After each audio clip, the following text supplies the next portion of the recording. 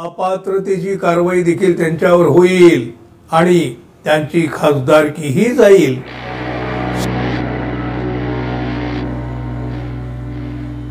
मित्रहो नमस्कार। 3 वर्षापूर्वी उद्धव ठाकरे यांच्या शिवसेनेमध्ये मोठी गद्दारी झाली, बेईमानी झाली। कोणी त्याला उठाव म्हणतो, कोणी बंडाळे म्हणतो, कोणी 50 खोक्यांचं झालेलं हे कारस्थान म्हणतं।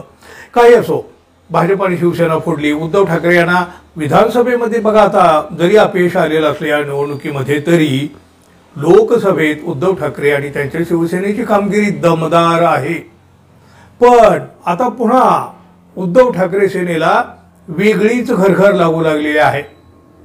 काँग्रेस आणि उद्धव ठाकरे यांची सेना यांचे काही आमदार, खासदार शिवाय पदाधिकारी देखील आता मोठ्या फुटीच्या उंबरठ्यावर उभे आहेत आणि शिंदे सेनेचे मंत्री उदय सामंत यांनी तर बघा या सगळ्या प्रकरणी अगदी खुलं आव्हान देऊन टाकलेलं आहे। माझा शब्द खोटा करून दाखवा असं देखील ते म्हणाले आहेत, म्हणजे माझा दावा खोटा नाही। उद्धव ठाकरे गटाचे 4, काँग्रेसच्या 5 आमदारांनी आणि ठाकरे गटाच्या 3 खासदारांनी गेल्या 15 दिवसांमध्ये उपमुख्यमंत्री एकनाथ शिंदे यांची भेट घेतलेली आहे।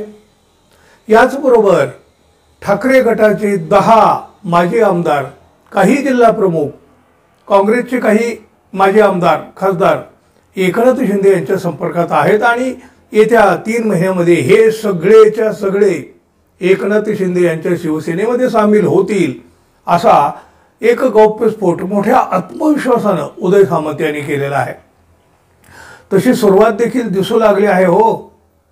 उदय सामंत यांच्या या दाव्यावर केवळ आता प्रतिक्रियाच येत आहेत, पण तेवढ्यात बघा आता शिंदे गटाचे नेते आणि मंत्री संजय शिरसाट यांनी देखील याबाबत एक मोठा दावा केलेला आहे। पण आमदार खासदार फुटण्याच्या या संभाव्य परिस्थितीमध्ये पुन्हा एकदा कायद्याचा प्रश्न उभा राहणार आहे।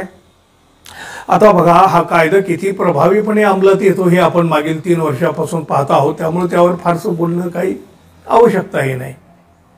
पण आता पुन्हा एकदा ऑपरेशन धनुष्यबाण, ऑपरेशन टायगर असं काही काही राबवलं जाऊ शकतं। उद्धव ठाकरे गटाचे काही खासदार आणि आमदार उद्धव ठाकरेंना अखेरचा जय महाराष्ट्र करून शिवसेना शिंदे गटामध्ये सहभागी होऊ शकतात अशी चर्चा आता राजकीय वर्तुळात होत आहे। गेल्या काही दिवसापासून उद्धव ठाकरे यांना एकामागून एक असे धक्के बसतच आहेत।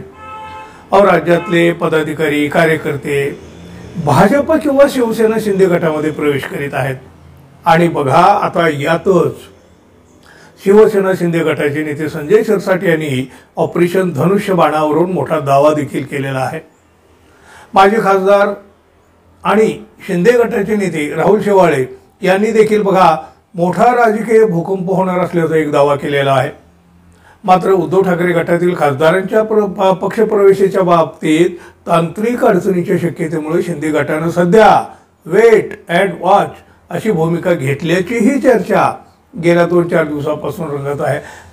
बघा हे संजय शिरसाट काय म्हणाले लक्ष देऊन ऐका। ऑपरेशन हे सांगून केलं जात नाही, ऑपरेशन हे ऐन वेळी केलं जातं। उपमुख्यमंत्री एकनाथ शिंदे ऑपरेशनची सूचना ज्या दिवशी देतील त्याच दिवशी ते ऑपरेशन यशस्वी करायचं काम आम्ही करू। अनेक आमदार आणि खासदार आमच्या संपर्कामध्ये आहेत, हे तुम्हाला येत्या काही दिवसांमध्ये दिसेलही।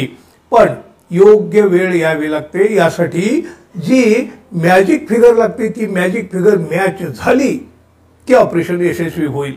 अहो एवढ्या स्पष्टपणे संजय शिरसाट यांनी म्हटलेलं आहे हो। आता बघा हे शिरसाट म्हणतात तशी मॅजिक फिगर काय आहे, कायदा काय सांगतो। विधिमंडळाचे माजी सचिव जे अनंत कळसे आहेत ना, त्यांनी बघा याबाबतची माहितीही दिली आहे।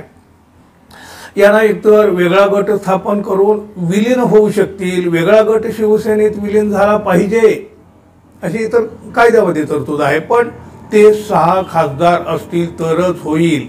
सध्याच्या घडीला पक्षातून काही आमदार वेगळे झाले होते आणि आमचा जो मूळ पक्ष आहे आणि निवडणूक आयोगाने देखील त्यांना मान्यता दिली हे आपण पाहिलेलं आहे। त्यानंतर हे प्रकरण सर्वोच्च न्यायालयातही गेलं।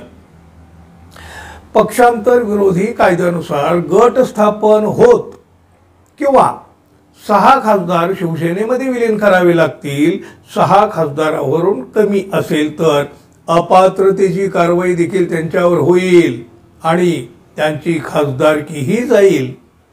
6 किंवा जास्त असेल तरच मर्जरची ही प्रोव्हिजन होऊन प्रक्रिया होऊ शकेल.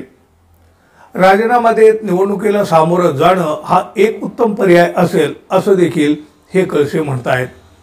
दरम्यान बघा, आता जो कायदा आहे तो चांगल्या प्रकारे इंटरप्रेट झालेला नाही. कायद्याच्या इंटरप्रिटेशन संदर्भात सर्वोच्च न्यायालयानं निर्णय घेतला पाहिजे, ते खूप आवश्यक आहे. या संदर्भातील ही जी काही प्रकरणं आहेत ती न्यायप्रविष्ट आहेत. ही कायद्याचा अर्थ नीट लावला गेला तर अनेक प्रश्न सुटू शकतील. विधानसभा अध्यक्ष राहुल नार्वेकर यांनी कमिटी स्थापन केली होती. फटाफूट पुन्हा झाली तर एखाद्या पक्षाला सर्वोच्च न्यायालयात आता जावं लागेल. तेव्हा कायदा कसा इंटरप्रिट केला जातो हे सगळ्यात महत्त्वाचं ठरणार असेल, कारण शेवटचा निर्णय तर कायदाच देणार. हे बघा, काहीही असलं ना तरी उद्धव ठाकरे यांची शिवसेना पुन्हा एकदा फोडण्याचं कारस्थान मात्र सुरू झालंय. म्हणजे तशा हालचाली देखील आता सुरू झाल्याचं दिसून आलेलं आहे. जे निष्ठावान आहेत ते जाणार नाहीत असं उद्धव ठाकरे म्हणत आहेत. पण आता राजकारणामध्ये कुठं उरली हो निष्ठा, प्रामाणिकपणा, इमानदारी? अहो, राजकारणात पुन्हा एकदा गद्दारीचे पापनाट्य सुरू होतंय, किंबहुना ते सुरू झालंय असं देखील म्हणावं लागेल. शिकारीसाठी लांडगे टपून बसलेले आहेत, कारस्थान गती घेत आहे. पाहूया आता पुढं काय काय होतंय ते. तोपर्यंत मित्रांनो, आपण आपल्या चॅनलला जर सबस्क्राईब केलं नसेल तर कृपया सबस्क्राईब करावं ही अपेक्षा आहे. धन्यवाद. पुन्हा भेटू. तोपर्यंत नमस्कार.